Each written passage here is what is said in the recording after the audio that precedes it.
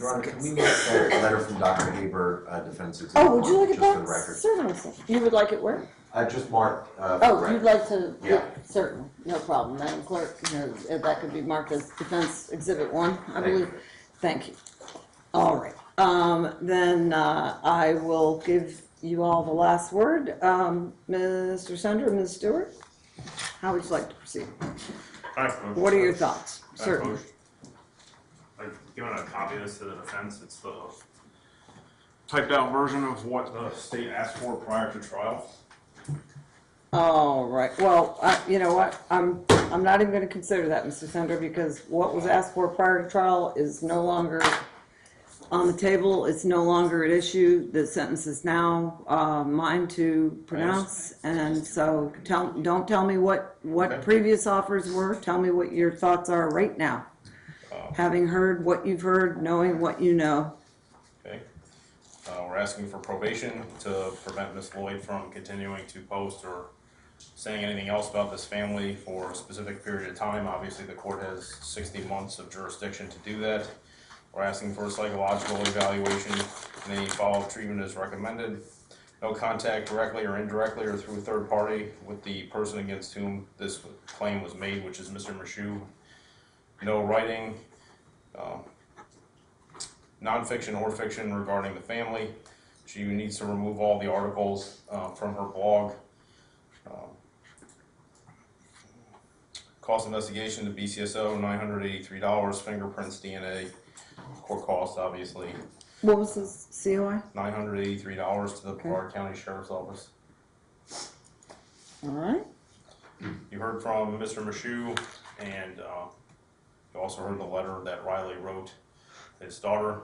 So any conditions that the court chooses to impose, incarcerative or otherwise, other than what we've asked for, we'll leave up to the court based on the weight of that testimony today. All right. Thank you, Mr. Sender. All right, Ms. Burgess or Mr. Beaver, what are your thoughts?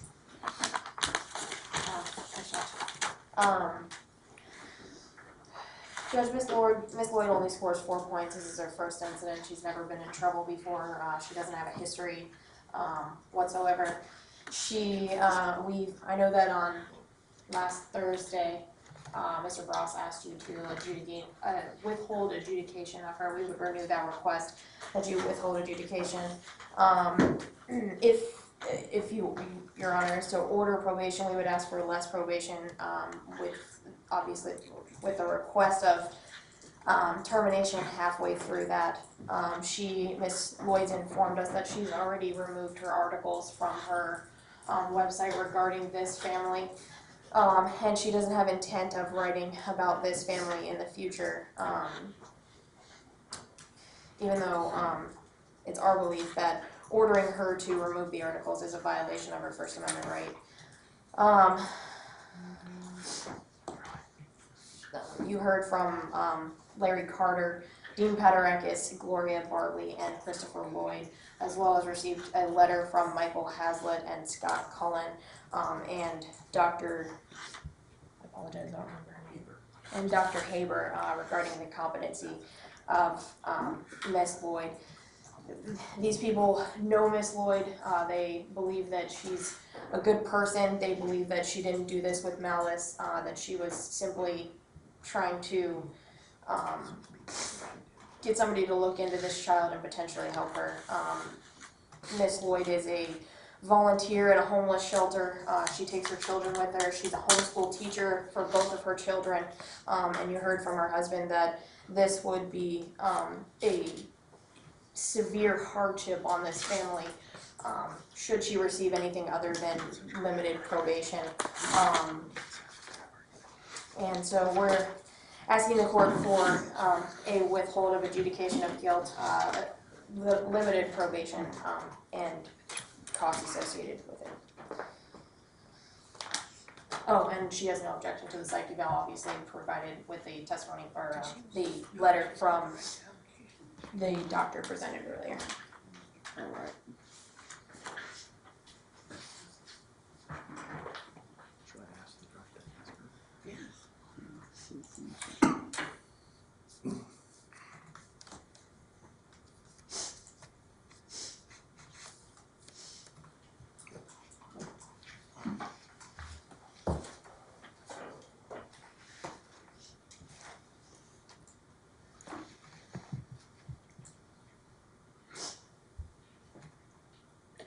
Okay. All right, Ms. Loyd, please approach the podium with counsel so I can present something. Real Oh, quick, yes, sir. I'm gonna ask that you make an inquiry of the defendant. She has the right to allocution. Just make sure she doesn't want to speak. All right, Ms. Loyd, do you wish to say anything on your own behalf? No, thank you. Okay, We've advised her no in Okay. light of an appeal if an appeal is taken. okay. All right, Ms. Loyd, having been found guilty by the jury, I did adjudicate you guilty, and I will reaffirm that adjudication today. What I heard was horrifying. Absolutely horrifying. You have destroyed the life of an innocent man and, more importantly, an innocent child. If that child ever wishes to, when that child, I shouldn't say if, I should say when that child wants to go to college, perhaps you're not familiar because your kids aren't old enough yet, but colleges check the internet, they check social media, they check all of these things before they will even give an applicant an interview. Or they just dismiss them out of hand if they see things that say, oh, this kid's got baggage, so we're not going near that child because there's nothing but trouble coming our way if we admit that. There's 15 people behind her that will gladly pay the fee. And so why should we accept her? Why should Mr. Michoud have had to leave the state? And why should you have prevented him when he wanted to move to Colorado? And you by whatever means it was, found his employer, his potential employer, and caused them to withdraw that employment opportunity, which he testified at trial had been a good one. And he has been forced now to move to another state to get away from you and your harassing and your continuous presence in his life. And no one should have to do that in this country. No one. And it is a sham and a shame for you to call yourself, and I can barely use the word, a journalist, because you're not. You're what in the 1800s was called a yellow journalist, and which is doing nothing but muckraking. And I cannot condemn that in any stronger terms, because we have good, honest people who are actually trained to report facts and pursue honest, corroborated stories, who are under attack today because of people like you who are out there pushing what can only be called in the common vernacular fake news. And it's not news, ma'am. It wasn't even news. You just made it up whole cloth. And then you persisted, even after 3 of the false allegations that you pursued were unquestionably determined to be unfounded. You had to make that last call on April 29 of 2015. And you know what, ma'am? I came into this case having no idea that there was anything but a single phone call. And I make a concerted effort when I have a feeling a case is going to go to trial to learn as little as possible about it. And all I did was see you and Ms. Burgess and your cameraman come in here month after month and sit quietly and continue the case. And then we had a couple sessions where Mr. Sendra essentially agreed to all the redactions of what had been an hour-long tape became about a 10-minute tape of your conversation with the police agent. But I also heard the tape where you clearly identified yourself as a substitute school teacher named Teresa Smith, which you absolutely were not. You claim to have overheard a conversation between children at the school, and you implied it was either that day or the day before, and then you proceeded to make an absolutely fallacious report. And for that, you are going to be punished.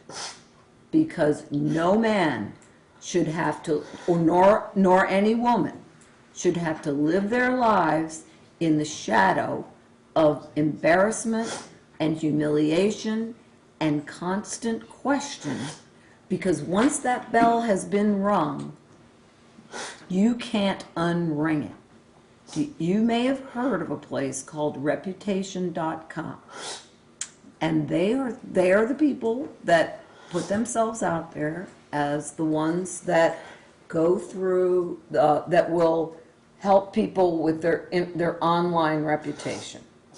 And I had a client once who had been arrested on a drug charge, and his father was extraordinarily concerned that when he was applying for college, that these things were going to come up, and we, on the speakerphone in my conference room, called Reputation.com to inquire about their services.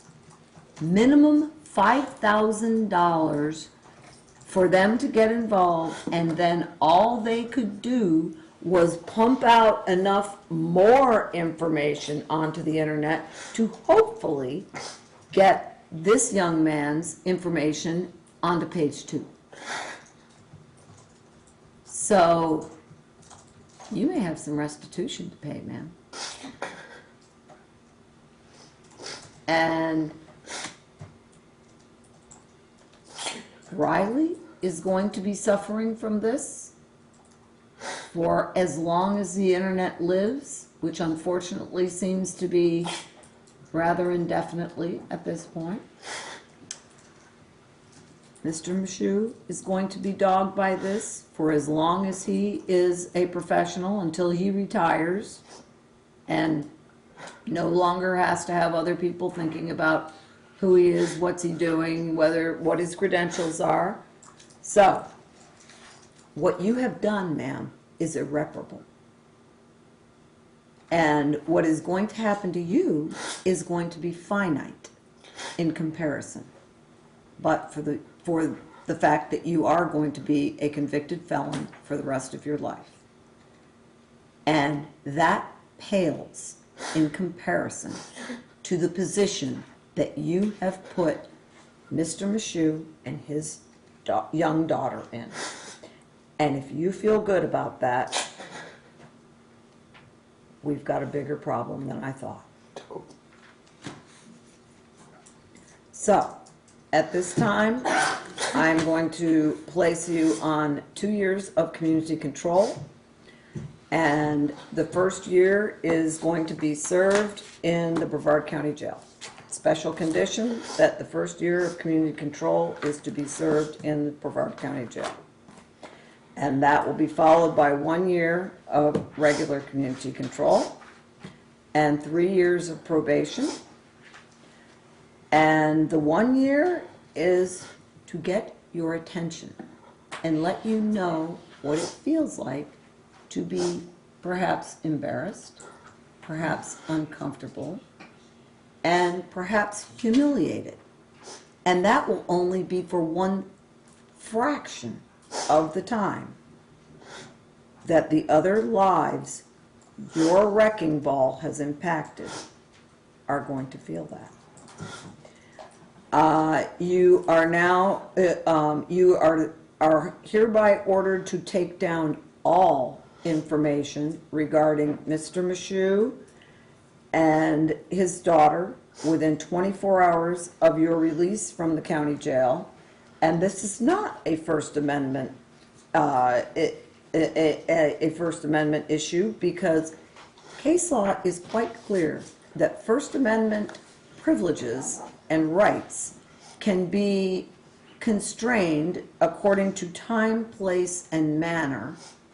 And then there's also that whole line of cases that I'm sure Mr. Bieber is quite familiar with about yelling fire in a crowded theater, which is quite akin to what you have done. And that is not speech that is protected by the First Amendment. No one, and Mr. Michoud, neither Mr. Michoud nor his daughter are public people.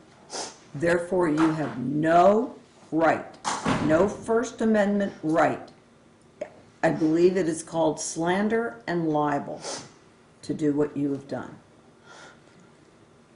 And so, think about that. So you will take down all information, including anything that came from Dean Tong, within 24 hours of your release, ma'am, because trust me, this first 364 days in the county jail is just the beginning. Please do not put me in a position to show you what the rest looks like. If you do not comply with this court's order,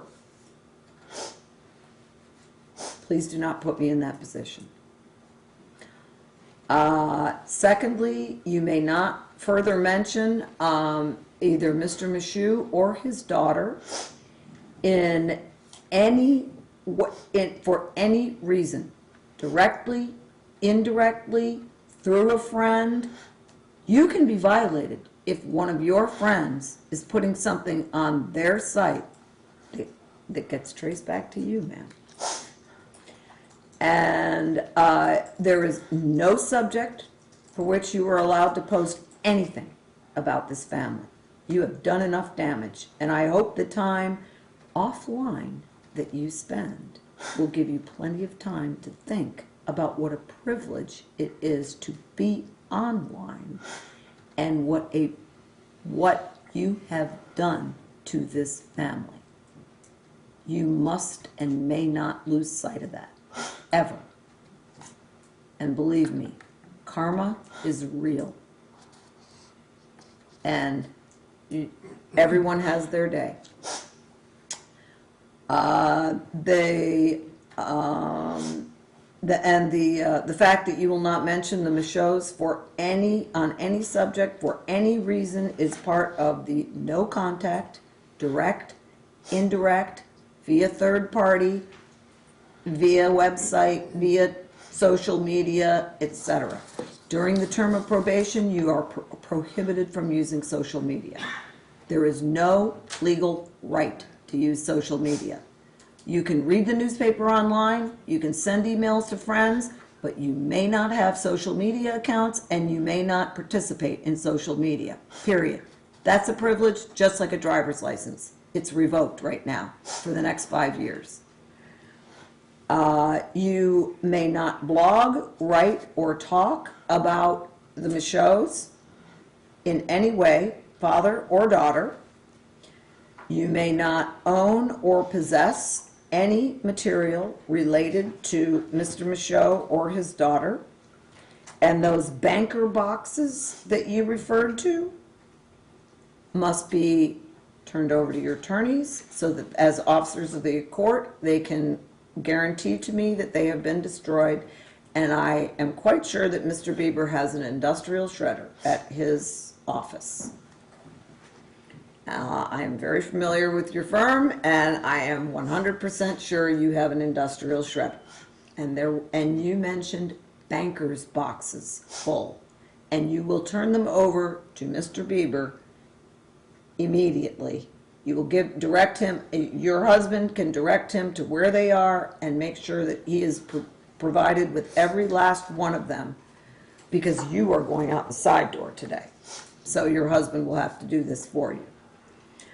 Now, you will also, within 20 days of your release from custody, you must have contacted a psychologist and set up a psychological evaluation by a PhD or a PsyD, which includes extensive psychological testing. And that shall be presented to your community control officer. And you must successfully complete any and all follow-up treatment that is recommended.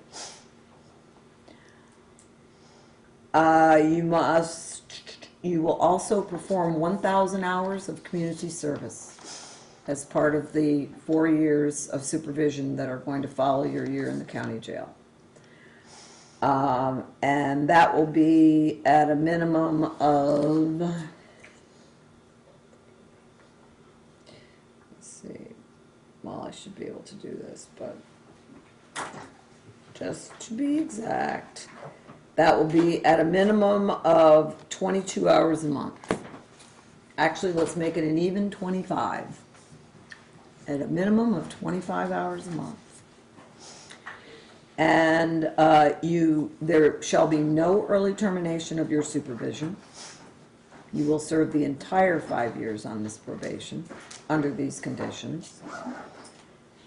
And ma'am, you have the right to appeal judgment and sentence. No, excuse me. Let me read you the conditions of community control first. You will report to your community control officer at least 4 times a week, or if unemployed full-time, you must report daily. You will maintain an hourly accounting of all your activities on a daily log, which you will present to your community control officer upon request. You will remain confined to your approved residence under house arrest except for 1 hour before and 1 hour after any approved employment, public service work, or other special activity that has been approved in advance by your community control officer. Approval to be away from your residence will be given only for the necessities of life, such as work, church, school, doctor, dentist, grocery shopping, laundry, etc. You will not be allowed to leave for any pleasure or recreational activities.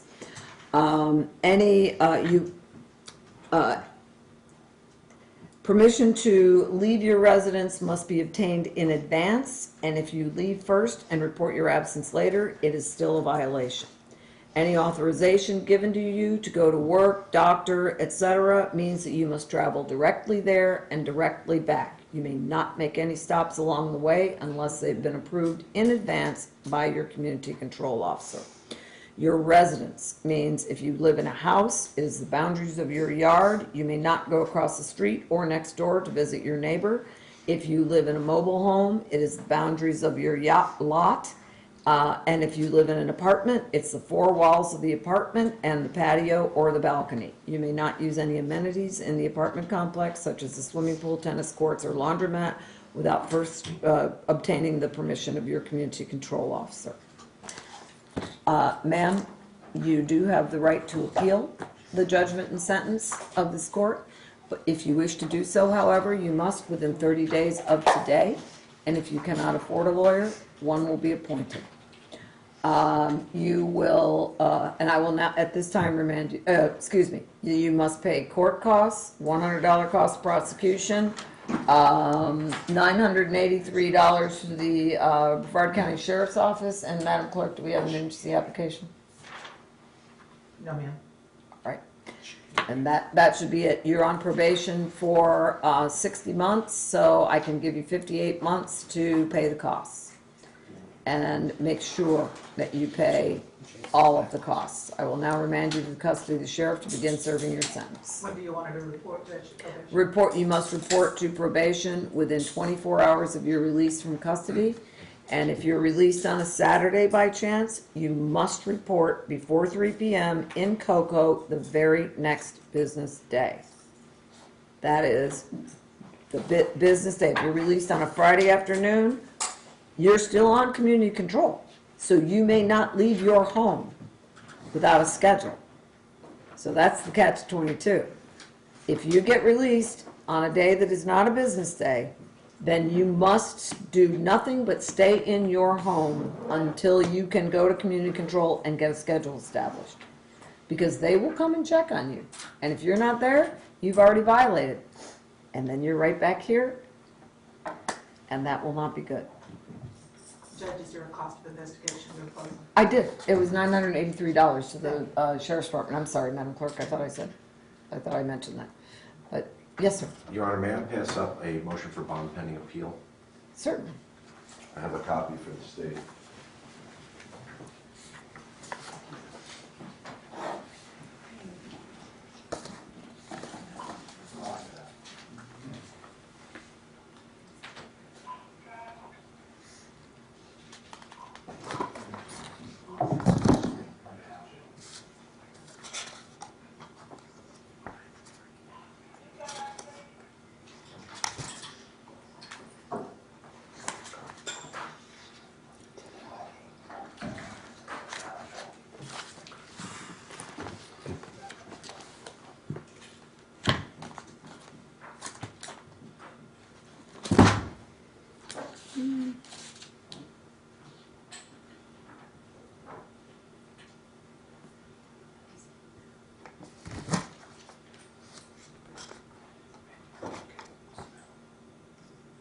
All right, Mr. Bieber, am I crazy, or do you have a typo here?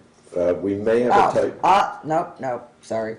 I was about to. Nope, You're not crazy, I'm Judge, I'm but- dyslexic. Well, that's all right, but I was about to accept full responsibility for the typo No. and blame it on my law partner, No. Mr. Hirshhorn, because he helped prepare this last Sir, night. I'm dyslexic, no worries. 1691. My recollection of the supersedious bond is,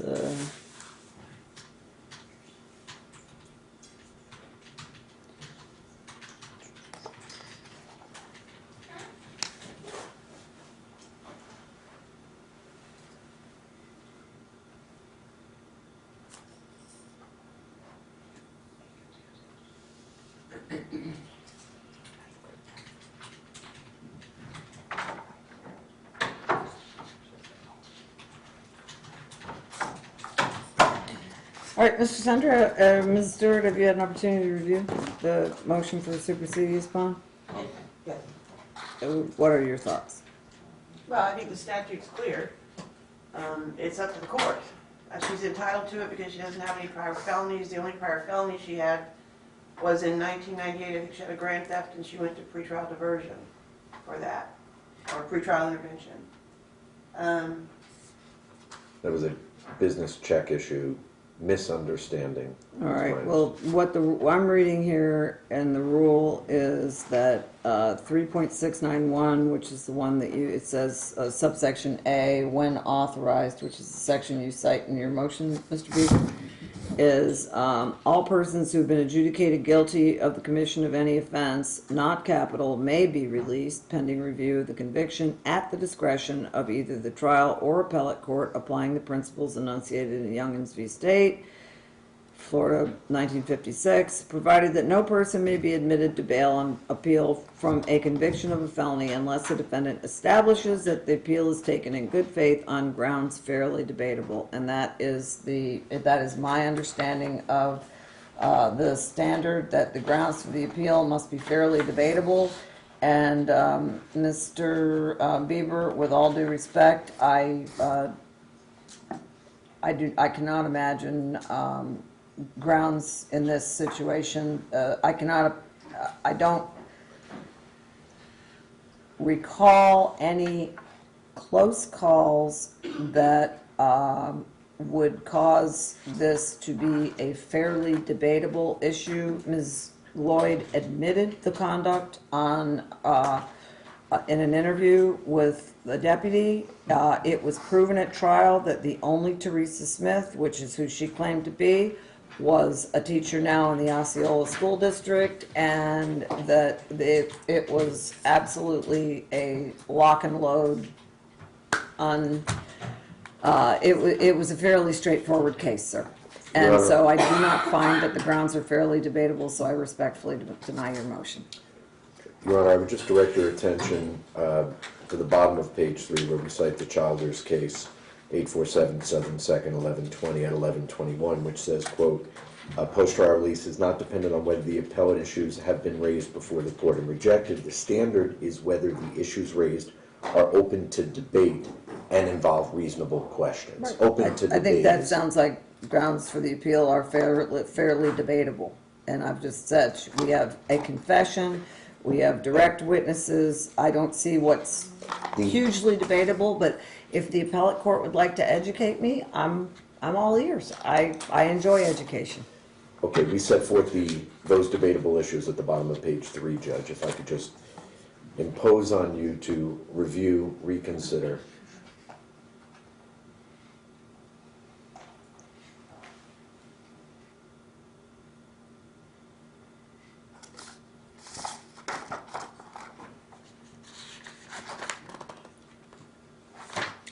I respectfully disagree with those reasons, sir.